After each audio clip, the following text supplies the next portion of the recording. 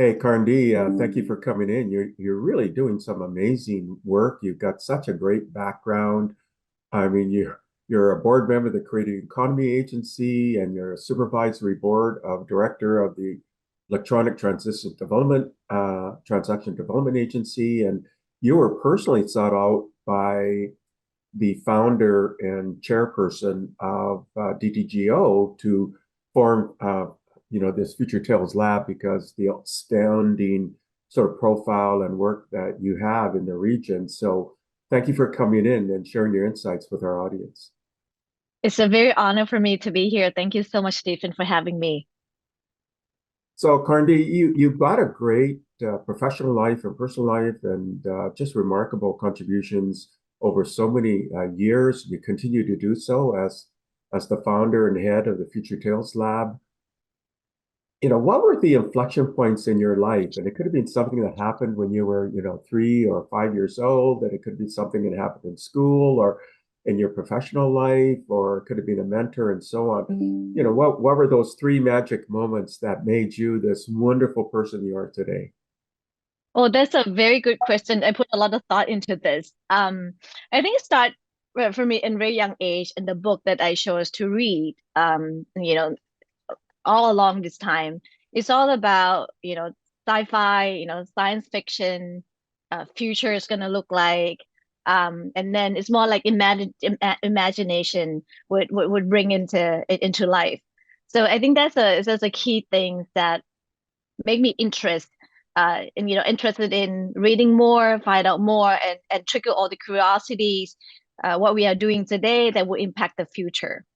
And I think most part of it is how, I gone through the engineering school and also study in terms of technology and see the change in the past 20, 30 years.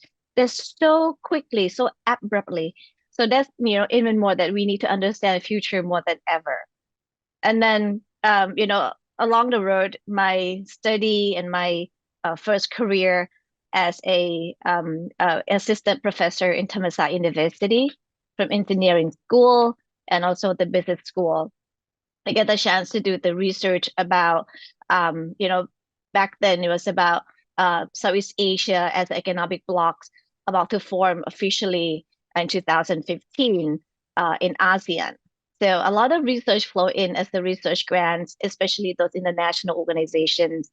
The research questions stem around what would be the future of Southeast Asian countries, what would be the future of the new generation or the youth, whether they will be better prepared for this, collaborations and things going on in this area in Southeast Asia.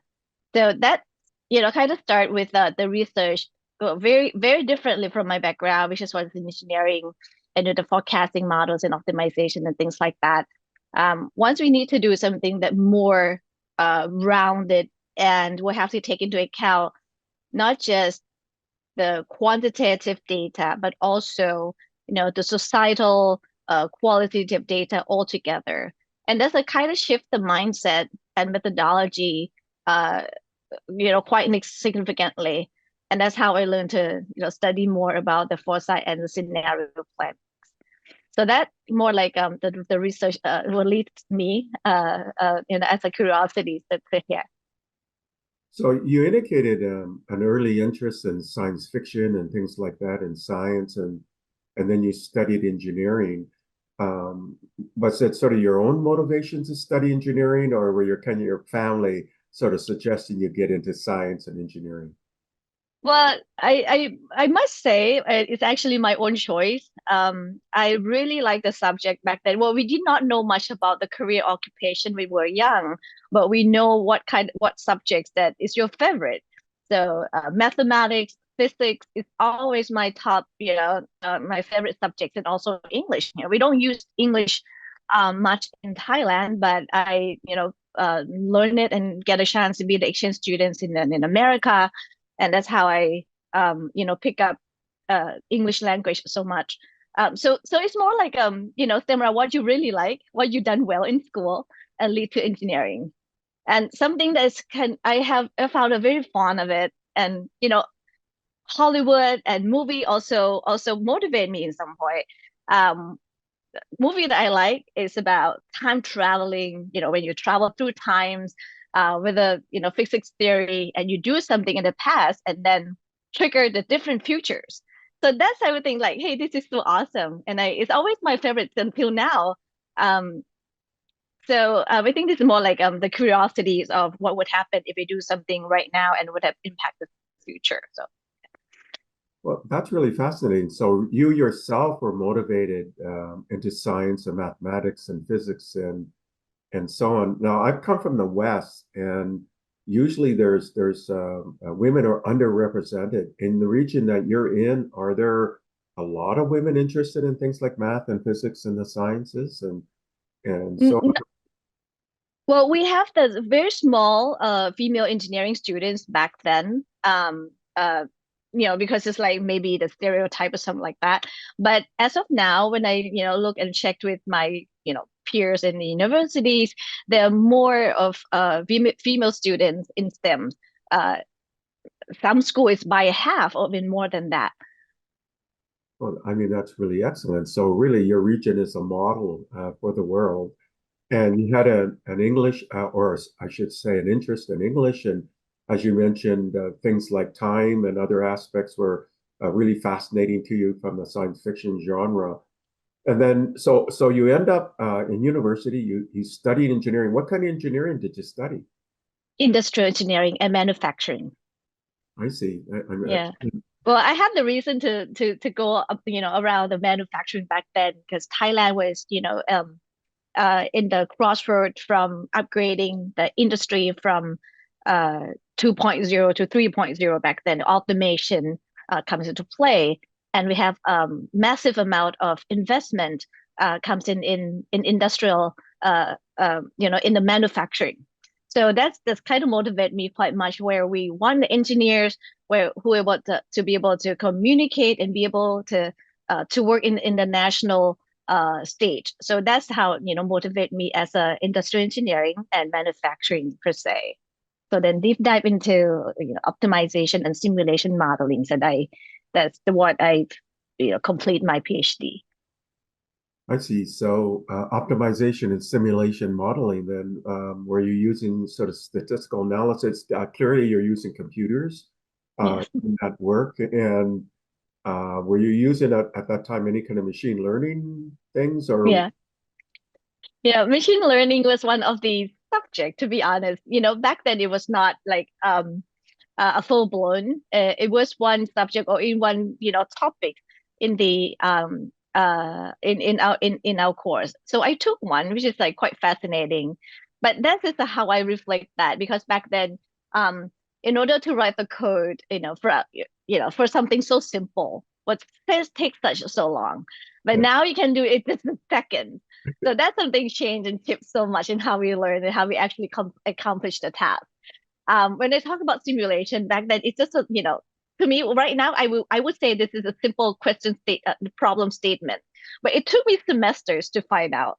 But if you use the computing capability today, you should be able to get it done by a few seconds in just a snap of the fingers. yeah, I mean in simulations you're producing models, right? Yeah, And then you can sort of poke the model to see what would happen under different circumstances and so on. Okay, so you study engineering and you then get into optimization and simulations. You're using computing models for doing that. Part of that is machine learning and AI. And then you graduate from university, and where did you go from there? well, I graduated from University of Wisconsin-Madison, to go right through from, well, I have bachelor degree here in Thailand at the Sirin International Institute of Technology, and then go on to for the grad school in Madison, Wisconsin. I love the city, and my daughter is still there as we speak. She also goes there too. Um, then once I complete my PhD, I pretty much came right back to Thailand to teach in the universities. It was my inspiration back then because when I studied in grad school, I got a chance to be the teaching assistant and take care of the full course for both undergrad and grad students. So I grow, the love of teaching and sharing knowledge. So that, how I start my, actual, full-time career as a assistant professor at Thammasat University. Wow, I mean see, I didn't know that about you. No. Good though, and I got, teaching award. I can't believe myself either, but I was really good in teaching. Was. I mean, I could see that you'd be passionate and you would convey that excitement and energy to your students, and you'd be very encouraging, and you'd be very thoughtful to keep them engaged. I mean, all of these things that make you really successful. So now you're in the sort of the academic track at the university, and clearly they're part of that is research and so on. What made you then decide to leave the university, or are you still sort of connected to the university? Well, of course, connected, but I left the university as a full time was the hardest decisions ever. I was teaching university as a first career for 14 years, and that make a lot of bond. But somehow again it's curiosity, because once you graduate from some point and then you still feeling like staying school, which is the best place to work. I just seek the excitement and some uncertainty. So I shift the career, but still contribute to university as much as I could, and as a guest lecturer, and also the research committee. So that's what I still contributing to the academic. Um, that's the big shift. But I have to thank my time and my dean at the Thammasat University and also director. They're giving me opportunity to do different things. Research is one of those things that they like, hey, let's do this, and also the consultancy services. When I was in Thammasat University, I also served as an executive director of Thammasat Business Consulting Center. So that opened the door to interact with private sector and real life problems. One of key I would say accomplishment or achievement, something I'm really proud of. I also get involved with the founding of Future Innovative Thailand Institute, which is called in short as a FIT. That institute that we founded along with Dr. Surin Pitsawan, which is he already passed, um, is is is the institute that we research on the future on scenario planning of Thailand, and that would influence the policy, the politicians uh, at large. So that is like give me, a sense of responsibility, big time, on our research and scenario planning, because whatever we find out, whatever we about to drive would be executed in the government stage and official stage. So that is something like really, really excited, and we were very proud of it. We get into really dig deep on the education systems of Thailand, the issues of the labor or quality of life, and that produced quite amount of research and also the executions at the parliament level. So that's what we were very proud of it. So I can see how that shaped you to where you are today then. I mean, you end up in this almost Foresight Research Institute that really guides the country in terms of the direction it's going to go, and the education system of where it's going to go, and policies, and then economic development as well. That those would all be outcomes. That's quite remarkable. And then from there, where did you go?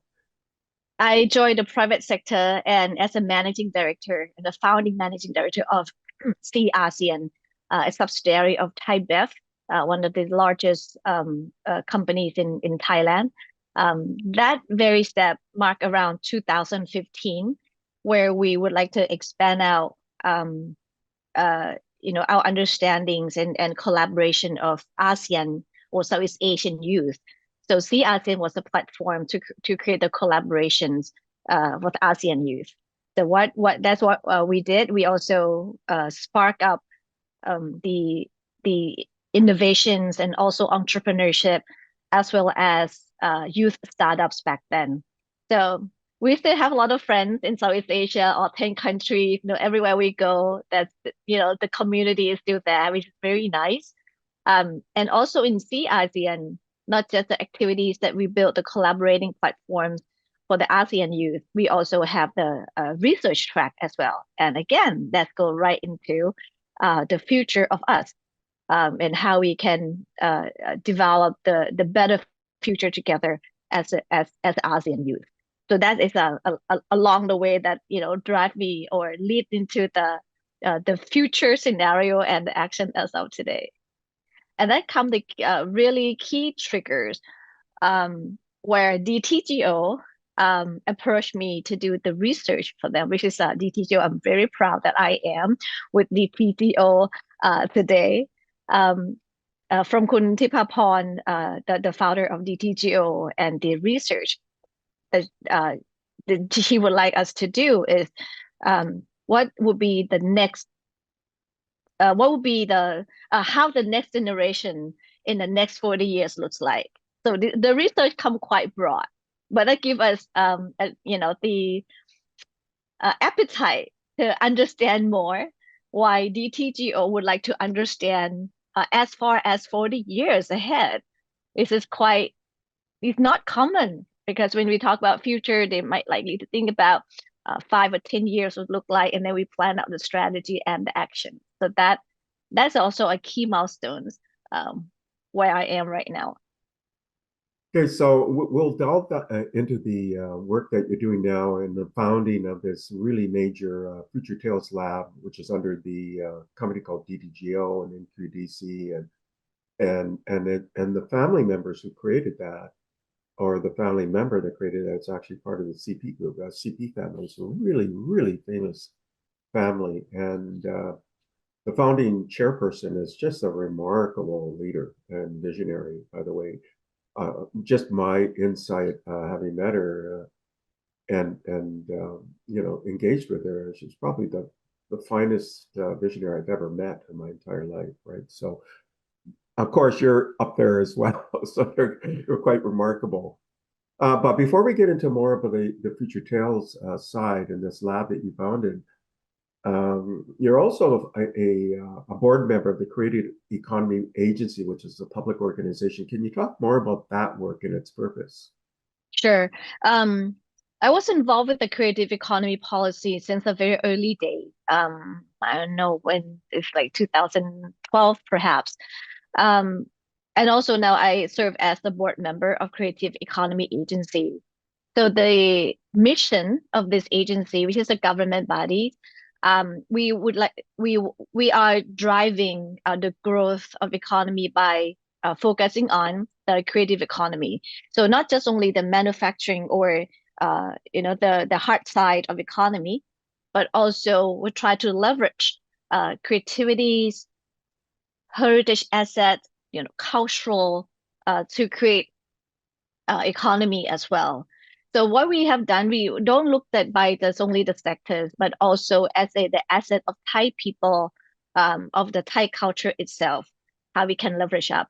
So you could see, for example, the annual events, Bangkok Design Week. I have to trace back just a little bit. When people look at Thai, what are the core assets? You might want to see, you might think about those tourism spots and all that, which is still correct. It's still there. But Thai people as a core, they are very creative and they're very fun. So we try to extract what's actual attribute of Thainess looks like, and then we go on and further. So we, also along the researches that we have done in the past, I don't know how many times that we did, it's come out very similar, which is the creativity, innovations, and also fun. How open-minded and be embrace the differences. That is how Thais do. So we have, under the Creative Economy Agency, we have Design Center. We have most people would probably know the Bangkok Design Week. So we come and look at how the talents of Thai and also the design, of the product and service look like, and it get enhanced quite a big deal. But now we also shifting to the idea of how we build the soft power of Thai, so then we could, leverage more and be more, create the positions in a global stage. You're also the supervisory on the supervisory board of director of the Electronic Transactions Yes. Development Agency, ETDA. Can you talk more about this ETDA and really its goals and objectives? Yes, ETDA or ETDA, we turned ourselves into the regulators of like electronic transactions. So the word electronic transaction is quite broad. That means like, anything changes along the way. So we start out now. What are we focusing on is the implementation of the digital ID. So we, and also the work on the digital ID and the wallet of Thai, not just wallet as a money, but the wallet of your identifications.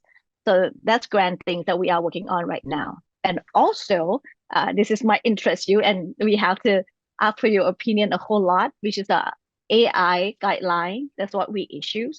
So that would relate into the electronics and all the digital disruption and digital transformation for Thai societies.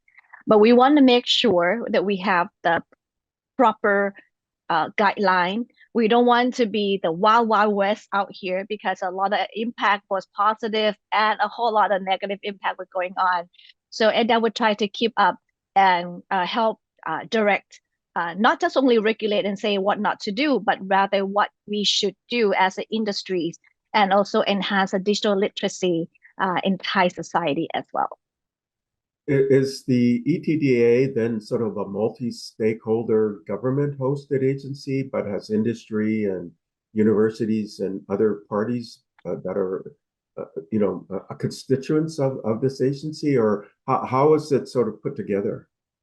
We actually, as the organizations under the ministries of digital economy and society, but the way we work, because Stephen, you're right, we work with, a broad range of partners, definitely academia, private sectors, and the business out there that we have to work with, because every time we would like to issue the guideline or do something that would impact, at large, we would have to engage with them, how it right and not. And a lot of time is it's never happened before. There's no precedence case. So we have to be very mindful when we take the steps in this area, especially something that, is kind of blurry out there, but we know it's going to change our lifestyles like significantly, which is artificial intelligence. So that's how we work together with the peers and our stakeholders, and of course, our international stakeholders as well, to learn what they have done, whether it's fit in their societies, and then we come up and adapt to most fit as a Thai context. And then I guess it was about maybe in 2018 that the founding chairperson of DTGO sort of reached out to you and said, "Hey, perhaps you could do something for us." So can you sort of give that narrative of how that occurred? Oh, this was it's a really the tipping point, of my career as well. I have done as an advisor on Foresight research for DTGO Group since 2016. Along the way, when we do research, we go by project. This is about what we, about to see, and this is what we should prepare. And, I really appreciate the vision of the founder of DTGO, Kuntipapon, that she says that most people might see that this is a project based. Once you're done with the research, you submit the paper, you present it, and then the execution will follow. She thinks otherwise, because now everything changed very quickly, and also we need someone to look at it as a day-to-day basis. We need a lab to test out and a scenario. And that's the whole idea come about because DTGO and the main company under DTGO is Magnolia Quality Development, which is a real estate company. I think the why that we have here is crystal clear, and that made me very happy and jump on it because the Magnolia Quality Development is a real estate. So what we build out here is home, office, city. So this we don't see it is as a product. We see the life of people out there depending on it. And what we're about to build and develop is not just only 3 or 5 years when you're done and you're done with it, but we are got to be responsible for the future to bring. So what we think, so therefore we don't think anything that's only 3 or 5 years ahead. We need to be sure that we're ready to understand the future at least 2 to 3 generations ahead. So that is crystal clear why we need to, adopt the foresight, future studies, and scenario planning. Because my job is not to forecast the sales. My job is to understand what the future we're going to live in. And more important than that is we analyze it and we find out this is an unpreferable future, the future that we don't want to be. It's our job once again to change it, to pivot it, to do something right now as of today to prevent undesirable futures. So that is feel like this job is so meaningful. It's not just a research and analysis anymore. It's all about prepare for the better future. Yeah, and so the name of your lab is called the FutureTales Lab, right? And Yes. your purpose is to study and analyze, identify signals and drivers of change, and then be very diverse and inclusive in the stakeholders that you bring along, giving them knowledge and decision-making tools to plan better futures at the corporate city and at the national level, but you also look globally as well. What are some of the major areas that you're looking at? I mean, there's so many different things that are out there. There's demographic shifts, there's ecological shifts, there's impacts like climate change. There's also geopolitical issues that are around the world constantly happening, which can have system-wide implications. For example, supply chains. There's monetary policies and things that get affected as well. Like inflation and the impact that has in terms of capital availability. And then you have all the implications of technology, right? For example, AI, machine learning, and when ChatGPT was released, and now this idea of artificial general intelligence, which was thought to be something that was many years away. Now people are thinking maybe it's only a few years away. How do what are the different areas to look at, and why? Yes, you're right, Stephen. All those have the interconnected. Some could be cause and effect, and some could be some correlation that we will have to follow up the changes. And it's also multi-factors we are working on right now. So our team start with what we call horizon scanning, where we put into blocks of 6 of them. We call Steve We with S from social, the generation shift, the aging societies, and so forth. Technology, of course, which I believe that we're gonna dig deep further.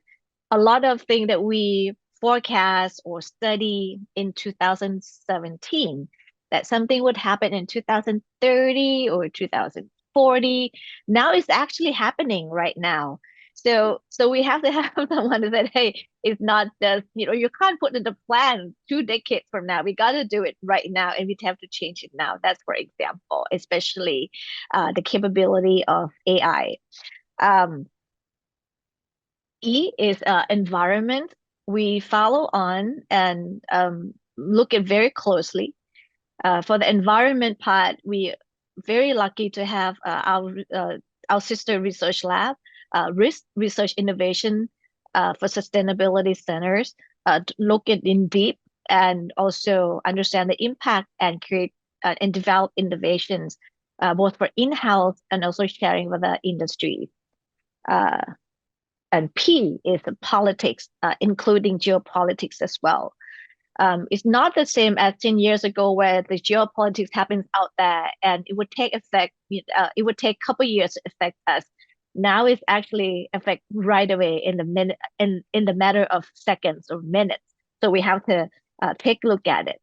And also and V, the last one is the values, how the future people or future me or future you will perceive such things, the values of itself, the value of luxury, the values of well-being, is also shift over time.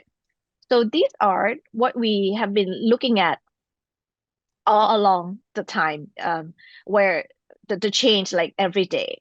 So that's how we start out looking at it. But if you ask like, so what area exactly that we are doing? Um, well, it depends the lens we look at it.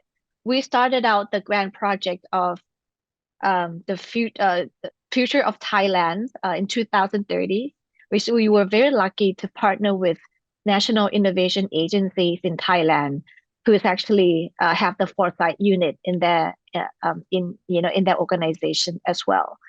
So we develop or create the research pack looking at the lifestyle of Thai people and look at the scenario from good scenario to bad scenario, how we live, how we work, how we learn, how we play and entertain ourselves, and how we move around, or mobility and sustainability of Thailand. So that research pack was quite well received, in the society. It get forwarded a lot and has been read by media, academia friends, and also policymakers. Because we point out if we don't do anything right now, Thailand will end up such and such scenario. So if you don't like that scenario, better make good decision right now. So we are so humble and proud at the same time that we influence in a good direction of our societies. Another research stream will go by the area. We also produce and research on the future of Greater Bangkok with a collaboration with our partner Arab Foresight from Australia. This is also mind-blowing as well, where we have the inside view, me as Thai, look at the future of Thailand, and also we have the partner and friends from abroad looking in. So we, create the scenarios, the possibilities of the Greater Bangkok. It's quite interesting that because it's touched upon a lot of things, from environment, from technology, giant power plays, to the economy and the well-being of Bangkok citizens. So it's quite a variety. So that information, Stephen, we don't keep it ourselves. So whatever research that we do, this is the beauty of FutureTales. And once again, I have to thank the vision of our founder, Kunti Paporn. We all agree that the future belongs to everyone. So if this research will impact other people's lifestyle, it's our responsibility to share. It would be better if we could influence to the direction, for the real estate industry to change the way we do the jobs, and then that would help create the preferable future. So at the same time, we do the research, fully funded by MQDC, but we feel obligated to share our knowledge to society, so then we can move into the preferable direction together. There's this almost like a folk tale in chaos theory, right? And it's this idea that what could appear to be inconsequentially impacts in some part of the world can have some ripple effect on another part of the world. And colloquially, it's sort of known as the butterfly effect, right? The beats of a butterfly in some part could do something else in another part. But it has its roots in things like weather prediction, where really small variable changes can have dramatic effects on the outcomes, and even to the point where maybe you can't even make predictions. It's almost like this a three-body problem, that's idea, three celestial bodies, and really you can't predict. Even small little things can have really dramatic outcomes overall. Since everything is so interrelated, and you're looking at Bangkok as a resident of Bangkok and as a key city in the region and also clearly in Thailand. And then you have the external view. But then there's this idea, this kind of narrative of the butterfly effect. I mean, what happened in Eastern Europe, it actually impacts you. What happened in the Middle East will still impact you. There could be a volcano in Iceland. It's going to impact you. What the U.S. does impacts you. And you have China on one part, and then you work with the West. Both of them impacts you. The demographic shifts impact you. I mean, there's just all of these things that are external to you. One of the largest ice sheets in Antarctica broke off, right? And it's created this massive iceberg. And what impact will that have? It's going to impact you. How do you look at all of the myriad of more? It's thousands of variables, and it's still going to impact you in Thailand. Yeah, that's always hard because you don't know what you don't know. That's the key thing. I don't say that we know it all, but we try to reach out to different lens as much as possibly could. We have the tools to help us rank it out and alert us what happening, and then we have our expert to evaluate them whether it's going to impact by quantify the impact. But the most important thing, Stephen, because our team is very talented, but still we want to have very fresh eyes from everywhere. So internal of the team, we don't hire anyone who graduate the same thing. We are very different. And our team is so diverse in so many different ways. Let's take the example. I'm from the engineering, so I was more like a tech savvy and very, always see the positive side of technology, right? Let's do it, things like that. But at the same time, we also have our team from social science who understand like, hey, it's not going to be that pretty, Gandhi. You need to look at the blind side as well. So our team at the core, we form a very diversified team as we speak. No one here actually graduate the same thing at all. That's in the core. So we debate a lot. We have a lot of disagreement, which is that very healthy. Next, we are so fortunate to have you also, Stephen, as our honorable advisor. We also have our honorable advisor from different locations, from different perspective, and that's lens in different lens of the interpretations of impact, and a whole lot more of as a circle of friends in our societies. So we will have to create the communities out there who help craft out or blend in the ideas or which has to be different. So that is the key things that we are working on right now. Do you work with I know one of my friends is the head of AI for NVIDIA, but he also is working on national programs where, let's say, countries or major regions will buy NVIDIA supercomputers. And I believe Thailand acquired a big supercomputer, and I think it's NVIDIA as part of it anyways. Are you able to do any modeling with some of that kind of computational power that you have within the Thai government, or do you have any kind of relationships to build models in the supercomputers? Because some of these problems are so multivariable that you need that kind of computational capability to analyze what are the impacts and then build models. Are you doing any of that collaboration as well, or not? This sounds very interesting, but I have to admit we're not quite there yet. But it's more like get all the data, and I think that's a good idea for us to move on forward as a next step. But I don't think we have that at the moment.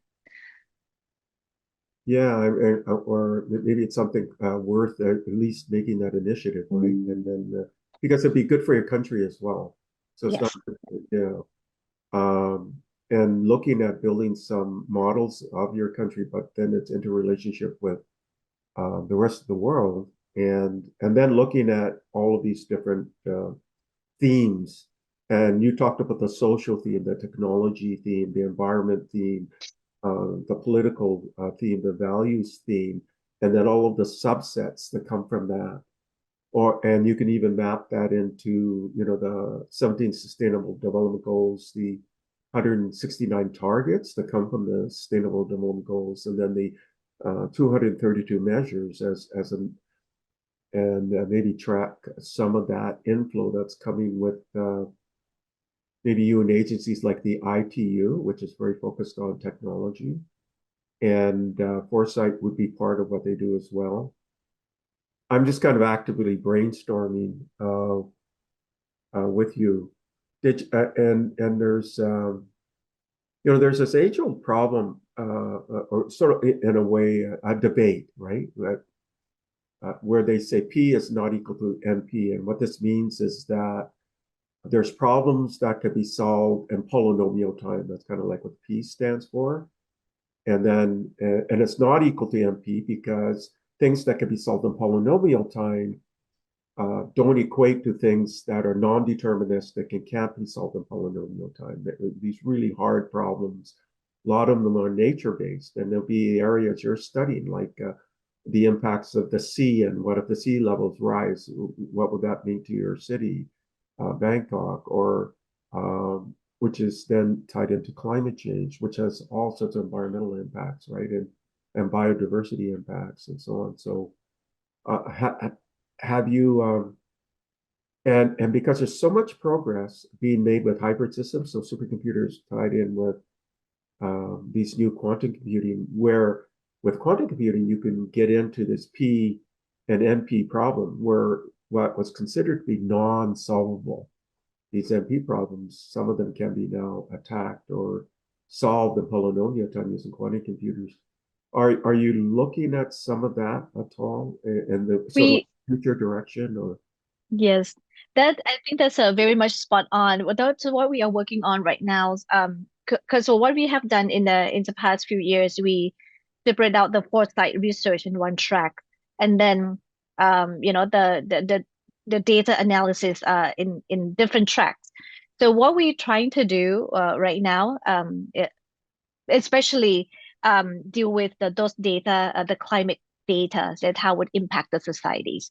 So we are, finding a way, and our team is working on it to build the models to integrate those two together. Because let's say we have a lot of information.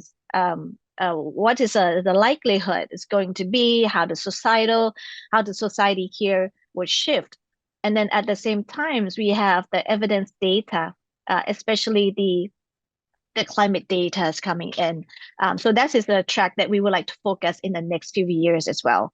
Because of all the research that we have done, Stephen, the key background of all humanity is the impact of climate change and climate crisis as we speak. So a lot of things would change because we don't make decision anymore. We have to follow on what change in the in the large scale. So that is what we are working on. And I'll also take notes that you recommended us to. So I guess you have low-lying areas in Thailand, so you'd have to sort of plan for that, right? And it Yes, could mean correct. rising sea levels or things like that, or a changing climate could affect the agricultural economy and distribution. And so those are really difficult problems. So I really admire the work you're doing because you're trying to make it practical too, right? Practical solutions. Yes, Stephen, you're really spot on. To me, I think we are very vulnerable. We are pretty happy now, but look ahead, we are pretty vulnerable. Bangkok itself, as a risk of sea level rise and the problem that we've been suffering right now. And the bad news is we are suffering every day, but now we get used to it. That is just like it's not a good it's not a good thing, right? We see that the temperature rising, the seasons is not as predicted anymore, but still Thailand is really keen on agriculture industries and products and rely on that quite a lot. So we need to be able to do better, take controls, or even has a more precise predictions. So then those agriculture activities will stay on, and then we still have food security. That's what we have had in the past. So there are many things that's going on and also tourism, uh, the air pollutions and all that. For us, once we analyze it, it's all nested. It's all interconnected. So we can't really analyze one shot at a time, but it's all together. So we are well aware of that. Our partners are very well aware of that. So that's what we are, working towards in the next few years, which is actually starting now. We try to build the platforms that will and draw in the data from government bodies, from private sectors to see whether we can help do the short-term predictions, but that leads into a better preparations for the climate crisis, which is not something that's too far away. It's actually happening to us at a personal level and other life levels as well. Are you participating then sort of nationwide sensor networks and things like that so you can track some of the environmental impacts and amongst all of these different measures? Or are you able to do that, or is that in the planning at all? Yeah, it's in the planning. We have been talking to those in government bodies.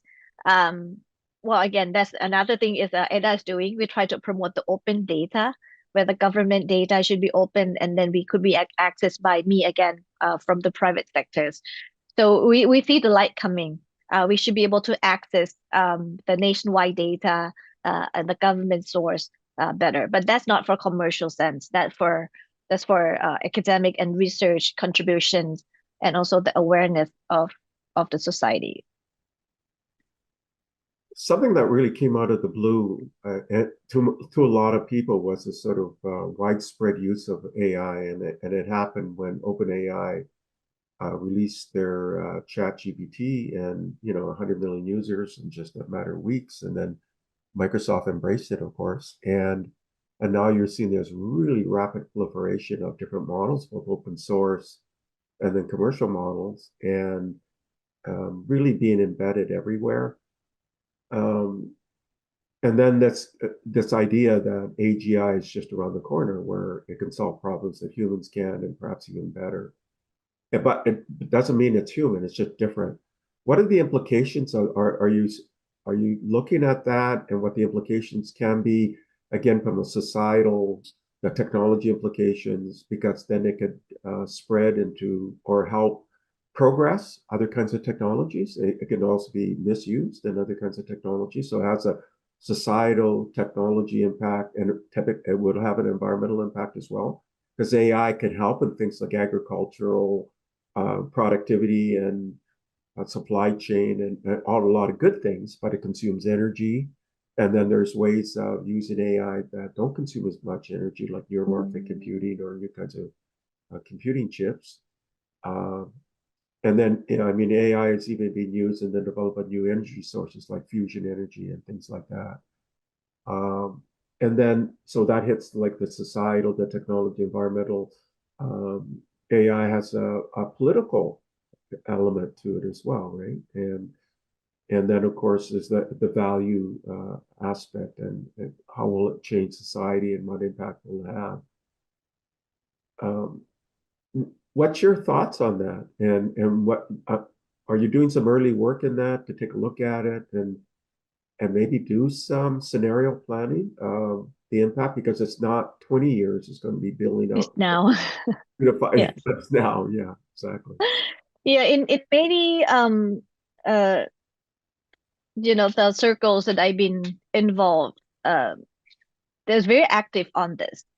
If you look at how use AI to increase the productivities as we work, I think everybody's working on it right now and try to uh, shift the way they do the work and even disrupt themselves. I also serve as the director of the startup company of AI companies here in Thailand as well. And they also try to, promote this, because as the language is also has been the barrier for Thai society at large. So if you talk about the opportunity of technology we understand it, we start to understand, and we would need to keep up with the changes and opportunity. But what worries me, Stephen, is a lot of people don't really understand the access, what we used to call digital literacy. Uh, Now we start to worry about the AI literacy, how to access, how to make use out of it, how to prevent ourselves from the negative impact that they probably have the blind side on it. And the next one is what we would try to work on is the data bias. A lot of things that we see, we probably discussed that before, as a Western context. So if you chat with a GPT right now, even get better. But if you ask something in the even though it's a high problem, but the prompt or the answer will come out as at the Western context. But if you put the Asia context, it will come out as a more like an Indian context. So Thai societies, however, we need to ramp up our capability very fast, especially a good information, the correct data to feed them and to teach the systems. So we still lack on that, and then we still have to move on forward. Another issue that we've been discussing in the ETDA round, where the use of AI. You see, when now we understand that AI is not going to replace human entirely. That we're not there yet. But why would people who can use AI and people don't know how to use AI, that would be very different. That's the individual levels. What we'll be discussing and our peers here is the business. The large business will be able to create data, will be able to create their own large language models because they have the massive data. Thailand, and I think the same thing as many countries in Southeast Asia, 90% or 99% of the business establishment here is small and medium, which is very difficult for them to access data or even build data. But now everything come in like silo. So we see the inequality of accessing data or inequality how we access these powerful tools at the very early step. So if you ask me what I'm worried and would like to work on for this society, it's about these issues. How are we going to get those private sectors, which is a small and medium, get into the fair amount of opportunity to utilize these tools. One thing that we is a fact, but we're still working on it. Thai society is really keen on e-commerce, social commerce. We are very tech savvy on that. We sell and buy and do everything on social platforms. But those social platforms is not ours. The data doesn't belong to us. So that's something we have to figure out how exactly, if we realize that AI is the new electricity and data is the new oil, we're going to make sure that the data that we produce is going to be our own oil, and then to create the competitiveness for our societies at the end. So is this something, because you're part of ETDA, is it you indicated that you're looking at this, right? Correct. This come in two ways. When I do the Foresight for FutureTales Lab, we kind of have one of the impact indicated as well as inequality will be very well spread. Will be very big, even bigger than the past. Not because of this education, but it's because of how we access the powerful tools, the technology, and that relate to ETDA as a their responsibility to look at this as well. So ETDA as a TDA as the government organizations. So this year as a strategy, they try to ramp up the AI literacy all around, not just only the government sectors, but also business sectors and also the individual levels of Thai society as well. So the work is kind of interconnected. Is there any possibility then, because ETDA has a government element, that you create a coalition between yourself and them, because you're into research and they're also interested in research, but on behalf of small and medium-sized businesses, so that you can build a maybe an offshoot, or you can use, for example, Microsoft has a accessibility through their Azure platform. Basically, any major model you can access it. They have both the open source models and they have the open AI, and then they have um, really, accessibility both on the commercial side and the open source side. And then you can train them, right? You can train them using retrieval augmented generations, sort of with your own data, so to get it not biased on the Western side. So it's oriented towards the Thai culture and the Thai business environment.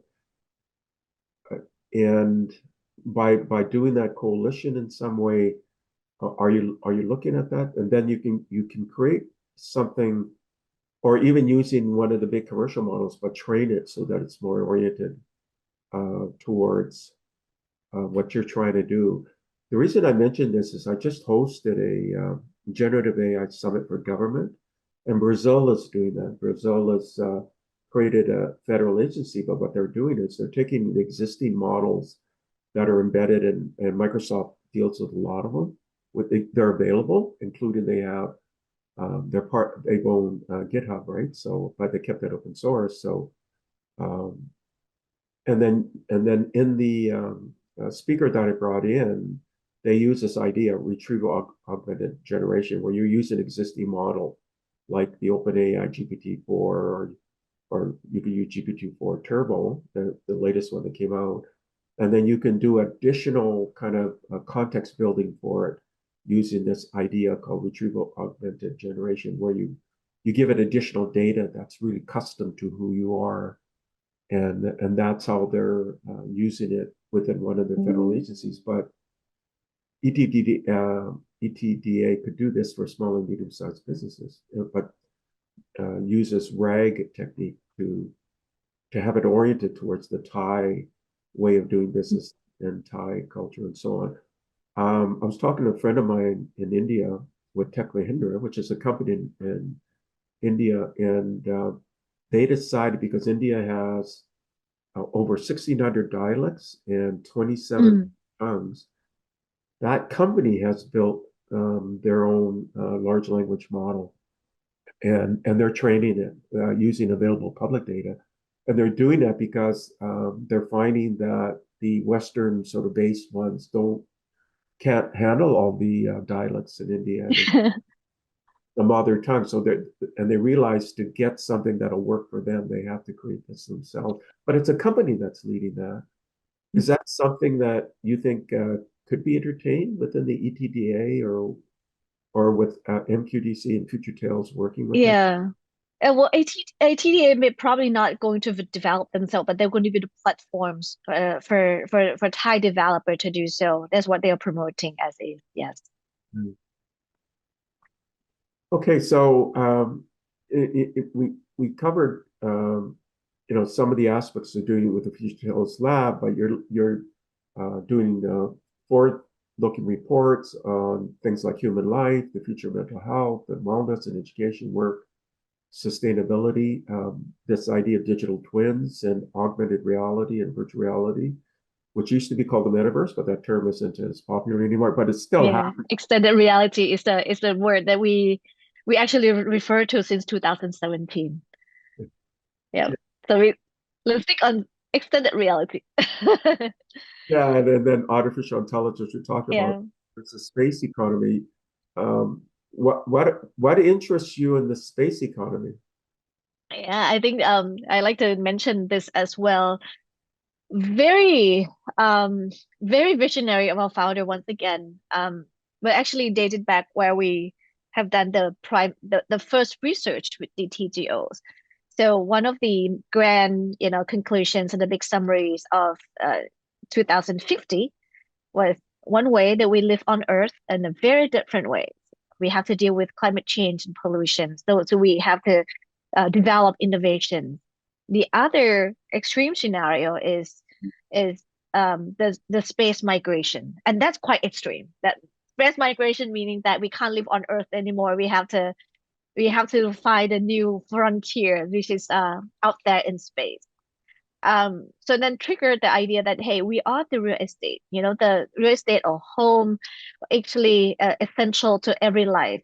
So we need to understand now if we need to build a home in the microgravity, we need to be able to do it when the time has come. So that is a plain and simple statement, but yet powerful of why we need to look at it as a space economy, which has caught us by surprise where we start looking at it because none of us is actually expert in space science at all. But that assignment triggered us to reach out to friends, experts, and peers who are actually working on it.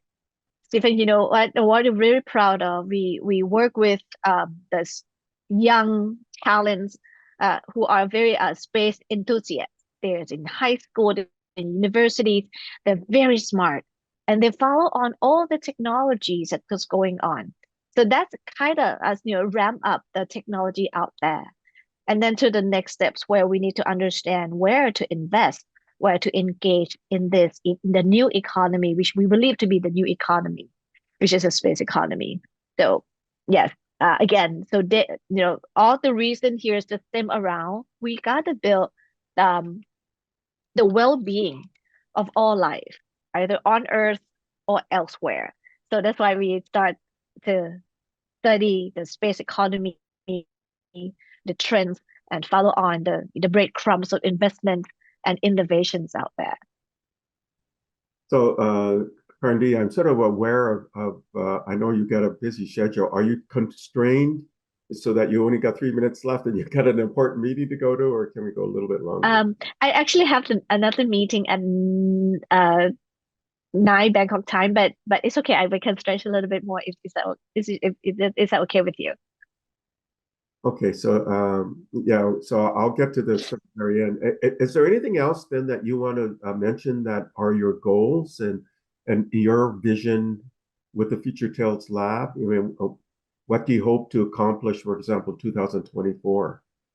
Uh, well, I would like to, stress on the way we work in FutureTales Lab and our peers here, which is to me is quite unique. Because we have Foresight research under MQDC, which is a private sector. When we research, we don't just for the sake of research on research contributions. We actually do it and we actually implement it. So a lot of stuff going on that we can't do alone. We would like to reach out to experts out there because end of the day, what we do here, not just we want to do for MQDC or Magnolia Quality Development, but we want to do for our societies and the future generations to have a better place to live. So we like to open, more for network of goodness, on the foresight to make change together. And that's what our, make our job and our team feel so, our job is meaningful because when we do the scenario planning, craft it out, someone else in our organization implements it right away and tests it out. Because we see that this is a test bed, is a sandbox to understand the future. So that is, make the job here is so much fun. We just don't see a research on the paper. We see our research in our development project pretty much right away. I mean, that's really interesting. You founded and you're the head of the FutureTales Lab and you're doing foresight and that gets executed into real projects and it can influence policy and things like that. And you do it's a platform for industry collaboration. But as I mentioned earlier, you're covering the broad spectrum of human life. And you talked about society, technology, environment, politics, and values, but you're also looking at the future of mental health, wellness, education, work, sustainability, extended reality, artificial intelligence, the space economy, and more. And if you were to do a recommendation, your final recommendation in the closing minute, what would you like to say to our audience? I like one quote that I learned from IFTF is we would rather be approximately right than absolutely wrong. And that's what I always say when I, discuss about the foresight that, oh, it's not possible to happen. No, this is far-fetched. I would say it's rather me just do the job right now. Maybe I'm not correct all 100% because I'm not trying to be the fortune teller. But the most important thing is we need to prepare the future. And I always say that it's our responsibility and our generation to build the better future for our kids. Yeah, and you're the Chief Foresight Digital Assets Officer, and you're making a global contribution. Dr. Karndee, thank you for coming in and sharing so many of your deep insights with the audience. You're amazing. It's outstanding work you're doing, and it reverberates globally and through the region and also through your local economy as well. So thank you again for coming in. Thank you so much for having me. Thank you for listening to the Brand Called You videocast and podcast, a platform that brings you knowledge, experience, and wisdom of hundreds of successful individuals from around the world. Do visit our website www.tbcy.in to watch and listen to the stories of many more individuals. You can also follow us on YouTube, Facebook, Instagram, and Twitter. Just search for the Brand Called You.